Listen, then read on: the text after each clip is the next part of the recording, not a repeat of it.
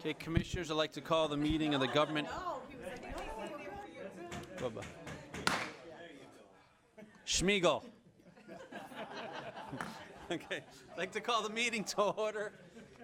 I pledge allegiance to the flag of the United States of America and to the republic for which it stands, one nation, under God, indivisible, with liberty and justice for all. Schmiegel's being too loud. I like that. We need a motion to adopt the agenda, please. Moved by Kraft, supported by Drollet. All in favor, please vote.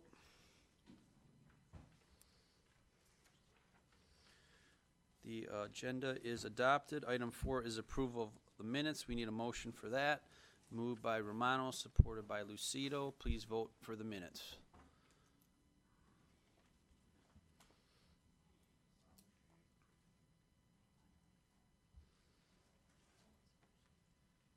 Minutes are approved. Item number 5 is public participation. Anyone wish to address this body, step up. You have 5 minutes. Give us your name and address for the record, please.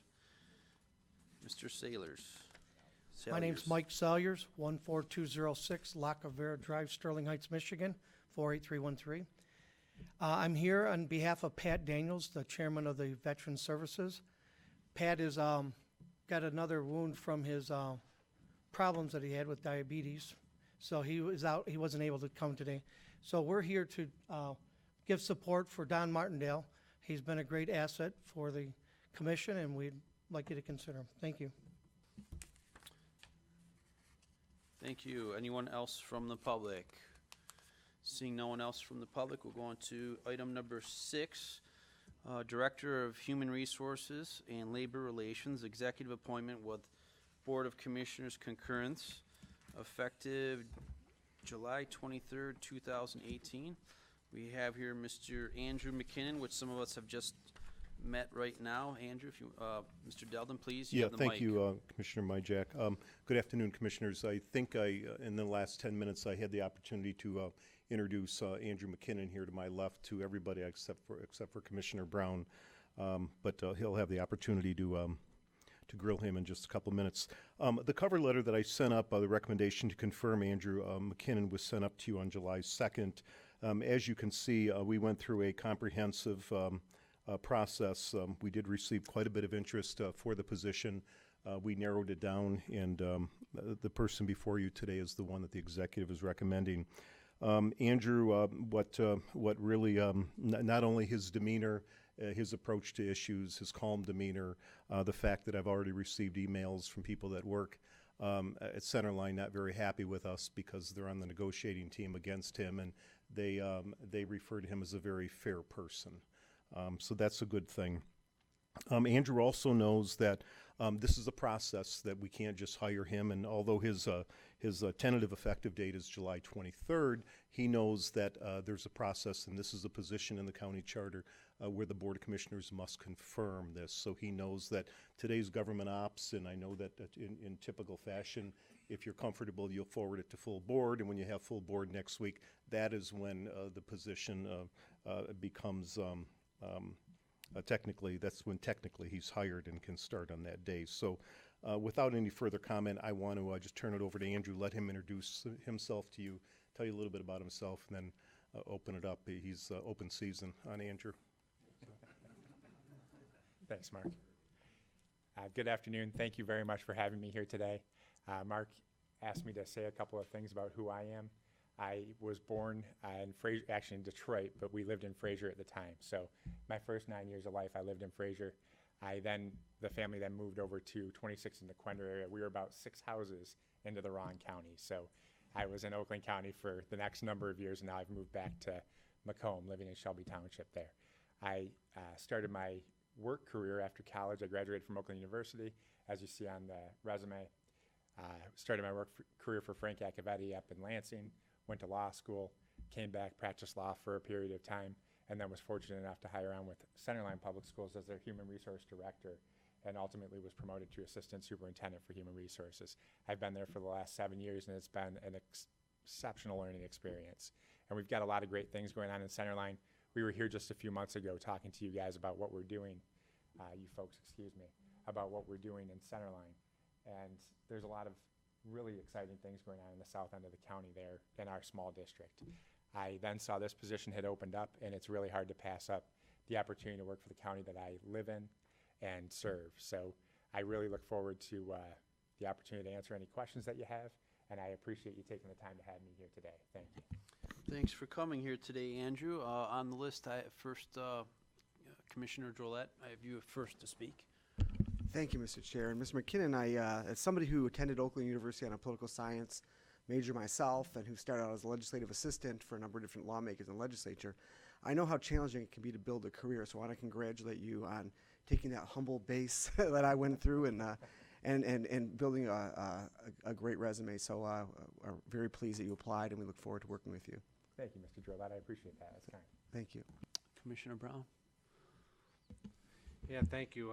Echo, as a former OU alumni, it's one thing that's certainly a good start to any career. Your background in Hazel Park, what were some of your challenges there that you did there that you think will help you here in this role? So going from practicing law to actually handling the human resource aspect was more of a transition than I thought it would be. You think when you walk in that you'll kind of see the same sort of things that you see practicing labor law that you would when you go to be the human resource director someplace. What I didn't anticipate are all the individual needs that we had from our individual employees. People who are really strong employees that are always looking for something. People don't end up in the human resource department, or I also handle benefits, the benefits department, if they don't need something. And whatever it is that they're coming to you for is one of the most important things that they need right then, because it's still, there's always trepidation walking into that office. I think that's something that I've really learned over the last 7 years, is to really listen to whomever's walking into my office to figure out exactly what it is that they're looking for and exactly what it is that they need. 99% of our employees are great employees. I didn't get to see that when I was practicing labor law. It was the 1% that I saw. In my role as human resources director and then assistant superintendent for human resources, I got to deal with that other 99%. I really enjoyed that. How many employees did you work with in Centerline? We have around 300 employees. We have about 150 teachers, and then the rest are support staff, administrators, whomever else. How many individual union units? We've got 4 units. So we have an EA unit, which is a unit of the Michigan Education Association. Then we have an administrators group, the Centerline Administrators Association. And then we have 2 AFSCME groups. One's AFSCME Local 2722, one's AFSCME Local 3154. 3154 is a clerical, para, and aides. 2722 is our bus drivers, maintenance, custodial, and kitchen staff. Obviously, we have many more than that. Yes. How do you see yourself organizing to approach that number of unions that were before? You had a smaller group, obviously. One of the things that's been interesting in my role is that I'm kind of a department of one with a secretary who helps me tremendously. And so I've had my hands in a lot of different things in that role. As I've gotten to know this role a little bit, what I've found is that there's an exceptional staff here in the HRLR department. And I will certainly be relying on them a lot to get up to speed quickly as we're moving into contract negotiation season, I believe. So my understanding is that there are 2 service directors who then oversee service partners. And each one of those partners has groups that they are responsible for, and the service directors oversee those folks. That seems like a great structure to me, and it's something that I'm going to want to sit down in negotiations. I'm going to want to see how that works, but it's going to be a lot of observing to begin with, a lot of asking questions and trying to understand exactly what we do here. Like your previous position, you had relationships with elected officials that were key because they're in the end the ones that have to ratify whatever you bring forward to them. First and foremost, the executive, and then ultimately this board of commissioners has to review that. And the partnership that we're going to develop in the future is important. Have any thoughts on how you see what your prior role was, and if will that experience or that challenge changed with this current role, with the current county executive form of government? It's a little bit different than you've been used to. It's very different than what I'm used to. I have a great relationship with our board members, and I really appreciate our board members and what their backgrounds are. So it will be a learning curve, understanding exactly how the executive form of government works. But I certainly, when I talked to a couple of folks about taking this position, I said it's appointed by the executive, but you still have to go to the Board of Commissioners and they have to approve it. I said it's a little bit like the Supreme Court, and they all laughed at me and said, you're really a ridiculous person. But I think that there's a little bit of a model there that makes sense to me. And so learning those structures is important. But I would anticipate that there will still be questions from board members that I will still make sure that I get back in a very quick manner and always keeping the executive informed of what I'm doing. Thank you. Thank you, Mayor. Thank you, Commissioner Brown. Next on the list, Commissioner Romano. Thank you, Chair. I'm not that tough, Mr. McKinnon. I want to make a statement here. You know, your previous, our previous, I should say, resource director, very knowledgeable, has a great foundation. She's leaving you. You have some very knowledgeable staff. All I want to say is make use of them. You're always welcome to come to this board if there's a situation, and we're always willing to listen to you. But welcome aboard. Thanks, Mr. Romano. I welcome. plan on leaning on that staff. Commissioner Sauger. Andy, I heard nothing but good word out of Centerline about you, and like I tell, but that's a great place to start in that city, and now you'll take over, and you're going to do a great job. Good luck. Thank you. Thanks, Marv. Eve, our superintendent, says that everything starts or somehow goes through Centerline. So I'm going to say that even though I know that we've got other commissioners here, but she Yeah. says everything goes Yeah, right through tell that to Centerline. Joe Romano. It starts in Centerline, yeah. Commissioner Leonetti. Thank you, Mr. Chair. Good to meet you. I'm glad you're on board. I had read about you in the papers, and I'm glad you reminded me of a client that we both knew from the past. I do have a question, as you noted. We are in contract negotiations this year. In your experience, how many times at Centerline had you been involved in a contract negotiation situation? There's been some weird machinations with state law that have come down where we didn't have an agency shop any longer. We went in at that time. We had we had some trouble with our fund balance. It had continued to decrease over the time that I had been there. And we had to go back for concessions, which is not anything that anybody looks forward to or wants to do. But I would say that with the different groups, probably 4 different negotiating sessions, which if you multiply that by 4, it's really probably 16, I guess. Okay. I'm an attorney, not a math guy, so I think 4 by I 4 get is that. I 16. appreciate that too. So I would say about 16 times. I've done some other negotiations with other school districts or municipalities in other areas as well, but I wasn't the lead in those. In Centerline, I've been the lead in probably 16. Okay. And we're in the middle of 2 right now. We just settled 2, and we've got 2 more that we're finishing out. Okay. All right. Thank you very much. Thank you, Mr. Chair. Seeing no other speakers, just a few questions.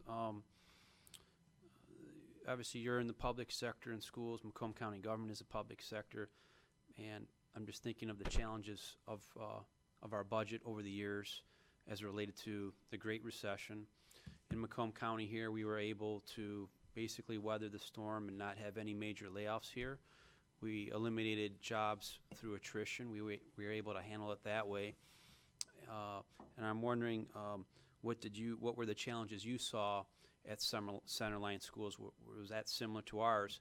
And also a big challenge that we had was we had a change to our pension system to from a defined benefit to a defined contribution, which there are pros and cons of that. One of the cons of that is maybe we're going to have more turnover. You're not going to have employees coming to work in county government for 15, 20 years as you did in the prior pension system. So I'm just wondering if you can share with us some experiences that you've seen in Centerline schools and what you would vision, what were the challenges we're going to have here in Macomb County going forward. So I'm going to break that up into 2 if I might be able. So the first is the pension piece. With public schools, we're through the MIPSR system, so it's a state-run system that we're really not, we don't have any control over, but we pay significantly into. And so every dollar that we spend on employee salaries, there's about 36% that goes to the pension system. There's some weird machinations with it, but it's about 36 cents on the dollar. So it's a huge expense for us. And I can understand why you may have moved away from a defined benefit system because of the expense of it. As you said, you're not going to have possibly that stickiness with employees, that they'll stay here for a long time. I think the city of Detroit's going through that right now with police officers. So trying to crack that nut of employee engagement is huge. I think there are voluntary benefits that you can work with, and I understand that our HRLR department does offer some voluntary benefits. And there are other things that you can do to try to make sure that our employees are engaged and happy to be working at the county, so they do stay even if they don't get that benefit of a defined benefit system at the end of their tenure here with the county. The other piece was with the declining funds that went to public sector employers. How did we handle that, and what might happen here with our county Right. if we have the same sort of great recession again? Let's hope we don't, but we always have to prepare, you know. I think it's important, yes, I agree. I think it's important to be conservative to some extent with always having that mindset. Employee engagement, employees aren't going to be engaged for 20 years if they're not ever getting a raise. So you have to have those two things in mind. When we went through what we went through at Centerline, we were a hold harmless district, and without boring everybody to death, we got more per student than most districts. But our collective bargaining agreements have been negotiated with that understanding.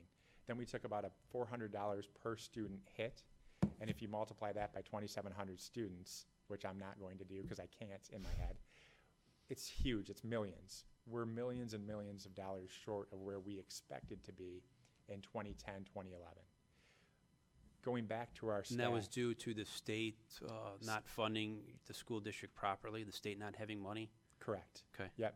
And the hold harmless nature of it, there are some districts that are back above where they were in 10, 11. We unfortunately are getting less state aid per kid than we did in 10, 11 still at Centerline. We went back to our groups. We said we have to do something. As a collective, we took concessions. I took concessions. Our superintendent took concessions. It was important to get everybody on the same boat. To do that together, it's terrible for morale, and I never want to be in that position again. So one of the things that we did do, because it was important to us, our very young teachers, and I think this goes to keeping folks, our very young teachers just out of school, we allowed them to continue to take steps. And when I say we, I mean our administration, but also the leadership of the local union, teachers union. They froze their top step. They really didn't get raises. They took some concessions and haven't gotten much back over time. But the younger teachers were allowed to take their steps to increase their income so that they can pay back those student loans. They have younger families. We worked together as a team to make sure that that could happen, and that we would keep our young dynamic teachers as well as our teachers who have been with us for a long time. Very interesting. That's all I have. Thank you. And any other speakers? Commissioner Brown, did you want to speak? Commissioner Brown? Going back to that position you didn't want to be back into with those serious cuts and the tough budget situations, we came out of the recession too in very good shape. Our budget's outstanding. We should have a AAA bond rating, but for the city of Detroit's bankruptcy, because our employees and management got together and did the right things to make sure we have lasting long-term benefits for our current employees as well as the ones that retired long ago, that guarantee that the promises made will be promises kept. Having said that, we've also taken on additional responsibilities here with a lot of investment in our infrastructure, and we've got a lot of bills to pay. And we need to make sure that we don't blow the doors off the barn with our, with our benefits, because that's the bulk of our expenses. So coming from your community, it's helpful, I think, because you understand the environment in which you worked in. There was such a pressure cooker that never had enough money, and I hope that continues, because just because we're next in financial shape isn't because we got here by accident, or we've got such cash flow here that we're just money's flowing everywhere. We've got to make sure that we continue to maintain financial discipline with our employees and the amount of employees we've lost a lot of employees through attrition, and some we've had to lay off. We've brought some back, but we need to maintain a certain employee level that maintains our budget. We can't go back to the old days and blow up the budget to the same numbers of employees we had before. We can't do that. We just can't afford it anymore, and the system won't allow us to do that. It'll break us. So I guess I'm just telling you to be advised of that, because those are hard to get. Those are tough years for us. Our employees, how many years, Don, have we gone without a raise? 8 years? How many years, pardon me? How many years did we go without employees getting raises around here? Long time. 8 years, yeah. 8 years, 8 long years. And they plus they took concessions on top of it. But we're stable now. We're going forward. You just don't want to. We all have a responsibility to do the responsible thing, and it comes time to budget, and not make sure we do the responsible thing and be mindful of where we came from, because we can't go back to those days. And you're a key part in this position here, so I'm looking forward to, like Commissioner Leonetti, I've read some of your background, and I'm looking forward to getting to know you a little bit better and work with you, but, you got a tough job to do, though times are good now, but talk to the finance director a little bit more, find out how tight the budget really is. You're gonna find out you've got a tough job. Thank you. I appreciate that, Mr. Brown, and if I may, that, I say that all the time. I think people have, things had always kind of increased until the Great Recession. None of us remember the Great Depression, so that was really a learning moment for us, for me personally. I don't ever want to get back there, and I think it's enough recent history that we will keep that in mind. Nobody ever, when you take a dock day or you take a concession, you come back after that dock day, your work's still there. That work doesn't go anywhere. The work doesn't disappear just because you take a concession. I think that's an important thing for us to always remember. We have got to make sure that our people are not taking hits. There might not always be the amount of money that we would like to give in raises, but I'd never want to go back to a place where we have to take concessions again. Well, the work just will take longer to get done with the amount of employees we have to do it. And that's just what's going to have to be. Cost of less government is longer wait times, and I think the public's willing to accept that. So let's operate within that and not go the other way. Thank you. So I have no others. Did you want to speak? Commissioner, Chair Smith? Thanks for coming here today, and we had a chance to meet earlier, and I've been impressed with everything I've heard, and it seems like everyone else is. I didn't expect any different. This is the one time that you have to answer us and listen to us and take what we say, because we haven't voted yet. So, I'll be right by my phone for the next All 7 right, days. good. Sir. That's it. So in advance of what I feel is going to be a positive vote for you, welcome aboard. And I would say that all these Oakland University guys have something, but the fact that you graduated from Cooley is really the real reason that I will vote for you. So thank you. Seeing no other speakers, I'll close this portion of the agenda, and thanks for coming here, Andrew, and the appointment will be made at the July 19th full-blown meeting. Thank you. Thank you, Mr. Majak. Thank you all very much. Thank you. I appreciate it. Item 6B, Veterans Affairs Commission, one vacancy. Let's see here, August 1st, 2018 to July 31st, 2021 term, Donald Earl Martindale. Hello, Donald, how are you? I'm well. Great, come on up here. Yes. Mr. Chairman, members of the commission, I want to thank you for last 3 years for your appointment and having your faith in me. And Marv, I know you were one of the helpers for me. I've known Martin for years, and when he that's enough. And each and every time I go down to this Dunham Road on the first and a third Tuesday, I'm both humbled and I love going down there to help veterans. That's what I do. I've been a veteran advocate for the past 20 years at least. I volunteer at John Dingle VA each Monday. I've been doing that for 10 years. I'm active with my VFW here in Mount Clemens, my DAV in Warren. I was just elected to the high office of surgeon for the Department of Michigan Veterans of Foreign Wars. And I'm just asking you to reappoint me for the next 4 years. And I will give you 100% every day, not just the days that I'm down there on Tuesdays, every day. I'm a commissioner every day, not just when I'm at Dunham. Thank you. Speakers? My speaker list's not working. Commissioner Duje? Thank you, Mr. Chairman. Mr. Martindale, thank you for your time. Thank you for your effort. You come very highly recommended by the gentleman to your port. This is a thankless job, Okay, now it's working. but I wish you the very best you've done. I've heard nothing but good things about you so far, and I hope to continue hearing good things about you. You will. It's a tough job, but I think you guys are up to it. Congratulations. You have my support anyway. Thank you very much. Thank you, sir. Thank you. Mr. Chair. Chair Smith? Thank you. I just want to echo Commissioner Duge's comments. I've heard all great things about the work that you've done for our veterans.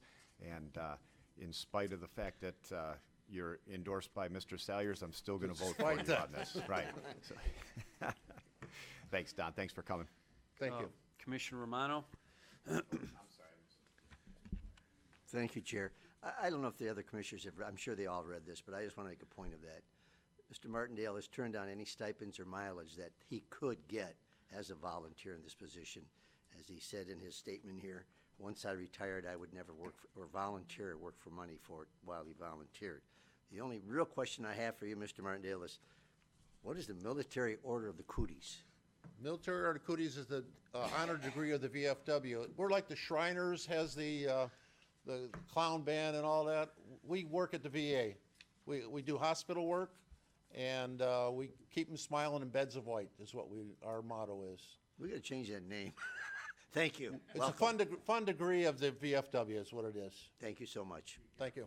Thank you, Chair. Thank you. Oh, we got the weird hats, yep. Seeing no other speakers, appointment will be made at next Thursday's July 19th full board meeting, your appointment. So just to let you know, thank you. That will conclude the appointment interview part of the agenda. We'll go into item 7, department recommendations, which is a budget amendment for the clerk's overtime in the amount of $75,000 by increasing salary and wages. And would our acting county clerk come up here and give us a brief presentation on this? Okay, so moved by Duje, supported by Romano. Kathy? Good afternoon, Commissioners. When I come every Board of Commissioners meeting, I keep telling you, the girls are working really hard. We're trying to keep it going, and unfortunately, we need to keep doing with the overtime. We've hired, I think, 16. We lost 2 more. We just got 2 more back. We just need to continue to do the overtime, and unfortunately, I have to come to you and ask for money to be moved around a little bit in the budget so we can continue it. The numbers are going down every paycheck, but we just need to keep them in there, keep them doing the overtime and getting the training done. How much overtime have we done so far, and how much more do you foresee us taking? Steve is here. He had the information for me. It's going down. We started off about 9,000 a pay, down to 3,000 a pay, down to 5,000, down to 4,000. As far as how much more per person, I don't have that. Steve was here. Okay. I think he's on the. He's here. He's still here. He's still Thanks, here. Steve. I'll give you the 30,000-foot view. So, we have started the year with an adopted budget for overtime of 75,000.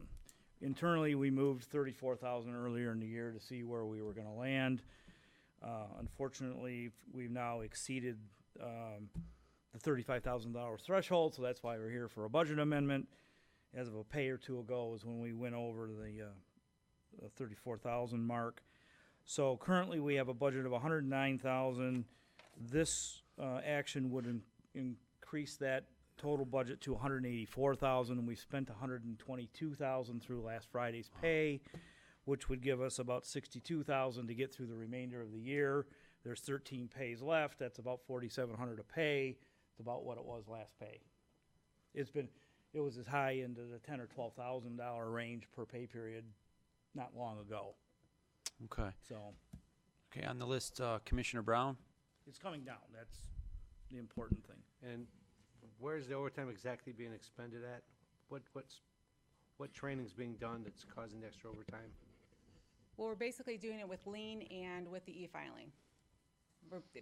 The e-filing, we just need the extra people to do it, and we're short-staffed and had people not trained completely to learn the lien and the e-filing. Was this something that was created by the prior clerk that they didn't fill those positions? Is that what we're doing? We're Yes, playing sir. catch-up? Yes, sir. A lot of catch-up. Thank you. Thank you. Commissioner Kraft? Thank you, Mr. Chair. How are things looking in light of the elections coming up in terms of staffing and overtime, things like that? Training? For elections? Yes. I haven't heard anything from Roger. Every time I go over there, those guys tell me they're doing great. Okay. Just checking. Because of, you were saying bringing in a lot of people that needed to be trained and things like that. But No, nothing to do with the elections. Okay. No, just nothing checking. to do with the elections. Okay. Thank you, Madam Clerk. Thank you, Mr. Chair. Thank you. I think Mr. Schmiegel Yeah, let me has add a one more few thing. comments. So we spent just over 186,000 in overtime in the clerk's office in 2017. So this would put us basically right in line Okay. with what we were spending in 2017. Just How did we spend a lot in 2017? Seems like The first we year of the fell new clerk. behind. I'm sorry? first year of a new clerk. Okay. We're filling positions, so there were a lot of vacancies and Gotcha. backlogs and I all that see. sort of thing. So I don't know how many were down. A week or two ago, I think you were down to like 6, Okay, I understand. which includes 2 administrative folks and then more in the Right. clerical ranks. Okay, next on the list, Commissioner Romano. Thank you, Chair. You know, the questions I have, I'm going to defer to the 2 attorneys that we have, actually 3, but 2 that use your system so much, Commissioner Tocco and Commissioner Leonetti, because they were directly involved and directly influenced by the former clerk. So I would like to defer to them to see how things were moving along then and now. Thank you, Chair. If it's okay, Commissioner Tocco, Commissioner Leonetti. Thank you. I'm in the clerk's office probably 2 to 3 times a week. The office is moving much smoother. The morale is much better. They work very, very hard in that office, and you can see it. I mean, everybody is head down, elbows out at work all of the time. You know, I complained a lot about the liens and the backlog and the importance of bringing it forward. I mean, I think that this is a good use of our overtime money. Okay, thank you. Commissioner Leonetti? anything to I add? would echo the same thing as Commissioner Tocco. Yeah, the e-filing system is way up to snuff compared to what it used to be. So I know that's coming on par. And really, you go in there, you get good service, everything's done right, there's no screw-ups. You know, on motion days, our judges before wouldn't even have a copy of the pleadings that they were going to have heard in front of them sometimes. And I know our clerk is nodding her head on that. That's, thank God, done and over with. I mean, the judges now have everything right there so they can make their decisions. So, big improvement. And keep in mind, like the recommendation sheet says, you know, we were down 20 employees, you know, the people just getting out of there. And so, yeah, we're gonna have to pay overtime to train the people that are coming in with the people that stayed there and right at that ship as best they could. And that's kudos to those employees. You know, they did not have management at the top, and they managed to keep that ship from listing over. You know what I mean? As bad as it was, it didn't sink. And now we got a great clerk that's righting the ship. Thank you. It's all them. They're working very hard. They're working very hard. And I'm glad they're not getting burnt out from the overtime, but they keep chugging along, so. Thanks. Commissioner Sauger? Yeah, Kathy, could you give me an update on how well are you doing on the lien machine with the backlog you had? As far as abstracts, they're done by the end of the day. Yeah, with have the a 5-day cop grace stopping period. somebody on the road, is it up to date? Yes, sir. Yes, sir. Okay, that's all I want to know. Commissioner Carabelli? Thank you. Thank you, Mr. Chair. This question is more for Steve.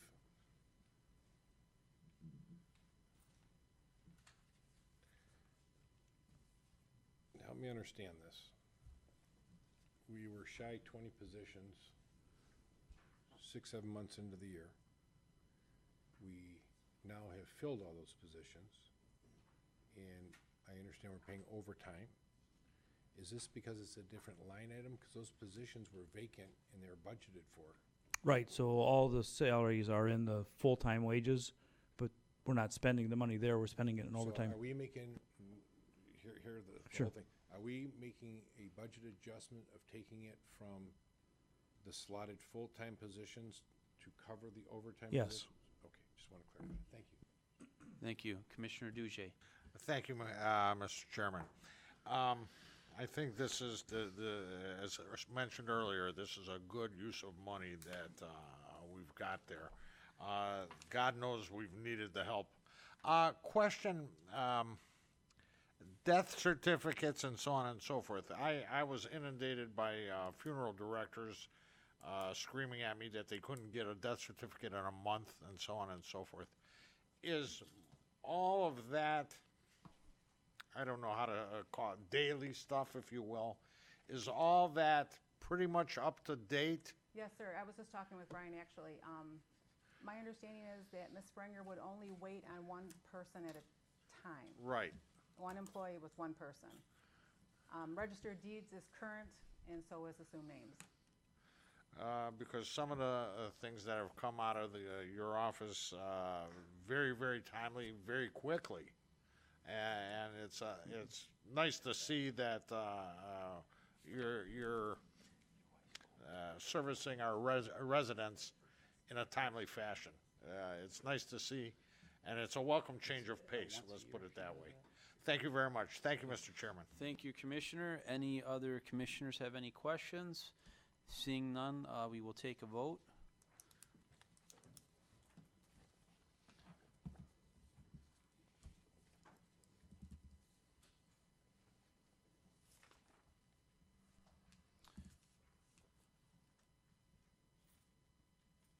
Motion passes.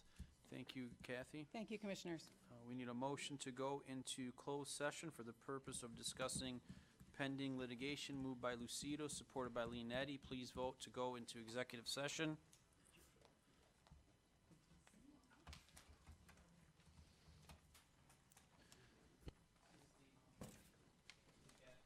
Thank you. Voice vote. New business, any new business? Commissioner Carabelli. Yes, after talking to Chair Smith on a few commissioners, Monday meeting might be put onto Wednesdays prior to. Is coming Monday? I mean, to the same day as the Wednesday meeting. So he's looking at it to see if that's gonna happen. And you just guys give will it- let us know. Yes, just wanted to put it. Very good. It'd still be 3 o'clock. You know, I'd make it 9 AM, but 3 o'clock.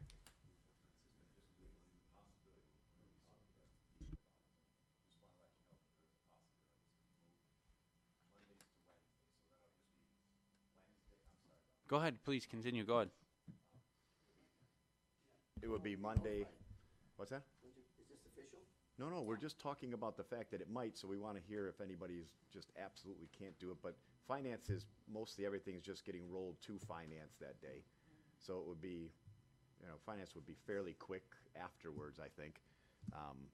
But if, We have 2 presentations on finance people coming in, so. okay, well, we'll talk about that. Just want to let you know that yeah, it'll No be motion very necessary. official, and everybody will know within the next day if Very that's good, gonna Chair. Any other new business? Any public participation? Motion to adjourn by Dujay, supported by Drollet. All in favor indicate by saying aye. Those opposed?